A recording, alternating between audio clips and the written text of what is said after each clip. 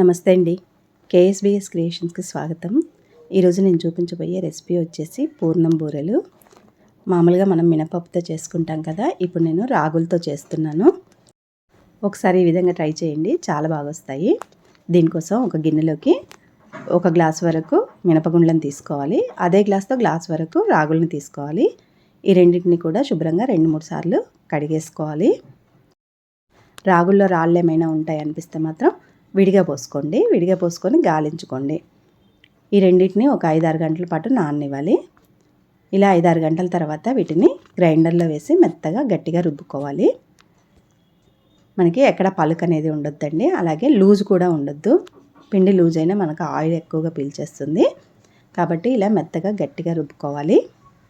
ఇలా రుబ్బేసుకొని ఒక గిన్నెలోకి తీసి పక్కన పెట్టుకోవాలి. ఇప్పుడు వేరొక గిన్నెను తీసుకొని దాంట్లోకి 1 గ్లాస్ వరకు పచ్చిశనగపప్పును వేసుకోవాలి. ఈ పచ్చిశనగపప్పును కూడా 2-3 సార్లు శుభ్రంగా కడిగేసుకోవాలి. ఇప్పుడు ఈ వాటర్ అన్ని పారబోసి ఫ్రెష్ వాటర్ పోసుకొని ఒక అరగంట నుంచి గంట వరకు నానబెట్టుకోవాలి. టైం ఉంటే గంట సేపు నానబెట్టుకోండి, లేదంటే అరగంట అయినా సరిపోతుంది. నేనైతే గంట పైన నానబెట్టాను. ఇక్కడ చక్కగా నానిపోయింది కదా. ఇప్పుడు వీటిని కుక్కర్ గిన్నెలోకి వేసుకోవాలి. ఇలా కుక్కర్ గిన్నెలో వేసుకున్న తర్వాత మనం 1 గ్లాస్ వరకు పప్పును తీసుకున్నాం కదా, ఇక్కడ 1.5 గ్లాస్ వరకు నీళ్ళని తీసుకుంటున్నాను. పప్పు బాగా నానింది కదండి, అందుకని 1.5 గ్లాస్ సరిపోతాయి. ఇలా వేసుకున్న తర్వాత మూత పెట్టేసి మెత్తగా 3 విజిల్స్ వచ్చే వరకు ఉడికించుకోవాలి. మీడియం ఫ్లేమ్లో పెట్టేసి. ఇక్కడ నాకు పప్పు ఉడికింది, మెత్తగా ఉడికింది కదా. నీళ్ళు కూడా నాకు తక్కువే మిగిలాయండి, ఎక్కువేమీ మిగలలేదు. ఒకవేళ ఈ నీళ్ళు ఇందులో ఎక్కువగా మిగిలాయనుకోండి, వడకట్టుకోవాలి చిల్లులు బేసన్లో వేసి. నాకు తక్కువే మిగిలాయి కాబట్టి నేనేం వడకట్టుకోవట్లేదు. అలాగే ఈ పప్పును కూడా ఇలా గంటతో మెత్తగా అనుకోవాలి. ఇలా గంటతో గట్టిగా ప్రెస్ చేసామంటే పప్పు కొంచెం మెత్తగా అవుతుంది. లేదంటే మిక్సీ జార్లో అయినా వేసుకోవచ్చండి. కానీ నాకైతే ఇక్కడ పప్పు కొంచెం తగులుతుంటేనే తినేటప్పుడు బాగుంటుంది అనిపిస్తుంది. అందుకని నేను మెత్తగా చేసుకోవట్లేదు. మిక్సీ జార్లో వేస్తే మెత్తగా అయిపోతుంది. మనకి బొబ్బట్లు చేసుకునేటప్పుడు అయితే పూర్ణం అనేది మెత్తగా ఉండాలి. పూర్ణ బూరెలకు మాత్రం అలా అవసరం లేదండి. ఇలా పప్పు అక్కడక్కడ తగులుతుంటే బాగుంటుంది. ఇప్పుడు దీంట్లోకి బెల్లం వేసుకుందాము. 1 గ్లాస్ పప్పు తీసుకున్నాం కదా, 1.5 గ్లాస్ వరకు బెల్లాన్ని వేసుకుంటున్నాను. కరెక్ట్గా సరిపోతుందండి. తీపి కరెక్ట్గా తినే వాళ్ళకైతే సరిపోతుంది. కొంచెం ఎక్కువగా తినేవాళ్ళు మాత్రం ఇంకొంచెం వేసుకోవచ్చు. ఇదంతా ఒకసారి కలిపేసుకోవాలి. ఇప్పుడు నేను వేరే గిన్నెలోకి మార్చుకున్నానండి. అది స్టీల్ది కదా, మనం కొంచెం కలపడం లేట్ అయినా మాడిపోతుంది. అందుకని వేరే గిన్నెలోకి మార్చుకున్నాను.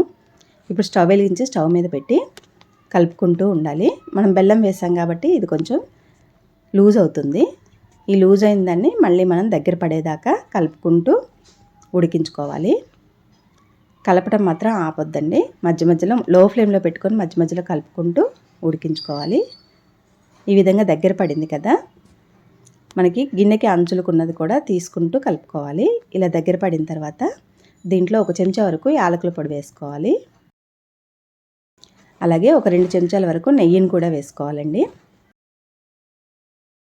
మనం పప్పు ఉడికించేటప్పుడు కూడా కొద్దిగా నెయ్యి వేసుకొని ఉడికించుకోవచ్చండి. అలాగే మీకు మంచి కలర్ రావాలంటే కొద్ది పసుపు కూడా వేసి ఉడికించుకోవచ్చు. ఇలా యాలకుల పొడి నెయ్యి వేసిన తర్వాత కొద్దిగా పచ్చకర్పూరం వేసుకుంటున్నాను. చిటికెడ అంటే చిటికెడే అండి, ఎక్కువ వేసుకోవద్దు, మళ్ళీ టేస్ట్ మారిపోతుంది. ఒక చిటికెడు వేసుకుంటే మనకి టేస్ట్ అనేది చాలా బాగుంటుంది. ఉంటే వేసుకోవచ్చు, లేకపోతే స్కిప్ చేయొచ్చండి. ఇవన్నీ కూడా ఒకసారి కలిసేలాగా బాగా కలుపుకోవాలి. ఇలా కలుపుకొని ఇది దగ్గర పడింది కదా, స్టవ్ ఆఫ్ చేసేసుకోవాలి. ఇలా పూర్తిగా దగ్గర పడే వరకు ఉడికించుకొని ఇలా కొంచెం ఎడల్పుగా అనుకున్నాం అనుకోండి, మనకి చల్లారటానికి బాగుంటుంది. ఇప్పుడు స్టవ్ ఆఫ్ చేసుకొని దీన్ని పూర్తిగా చల్లారనివ్వాలి. ఇది పూర్తిగా చల్లారిన తర్వాత మనకి ఇదంతా కూడా గట్టి పడుతుంది. కొంచెం మనకి ఉండ చుట్టుకోవడానికి బాగుంటుందండి. ఈ విధంగా చేసుకొని మనం ఉండలుగా చేసుకోవాలి. మనకి ఇష్టం వచ్చిన సైజులో చేసుకోవచ్చు. మనకి ఇదైతే వారం పాటు నిల్వ కూడా ఉంటుందండి, ఫ్రిడ్జ్లో పెట్టుకున్నామంటే. ఇలానే ఉండలన్నీ చేసి పక్కన పెట్టుకోవాలి. ఇప్పుడు పిండిని చూద్దామండి.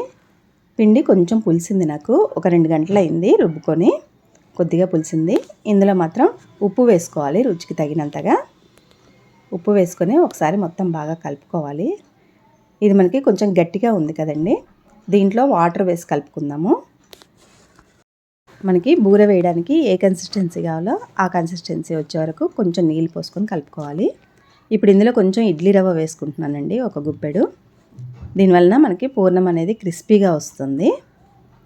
ఇడ్లీ రవ్వ వేసి ఒకసారి ఈ విధంగా బాగా కలుపుకోవాలి. ఇప్పుడు చేసి పెట్టుకున్న ఉండల్ని ఒక్కొక్కటి తీసుకొని ఈ పిండిలో వేసుకోవాలి. నేనైతే ఒకేసారి 4 ఉండలను వేసుకున్నానండి. ఈ విధంగా ఇలా వేసుకున్నాక ఒక గుంట గరిటెని తీసుకున్నాను నేను ఇక్కడ. ఈ గుంట గరిటెతో అయితే ఈజీగా వస్తాయని నేను ఇలా చేస్తానండి.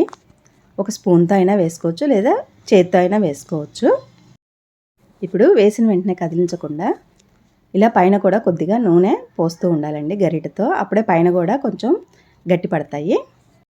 నాకు దీని తర్వాత క్లిప్పింగ్ మిస్ అయిందండి.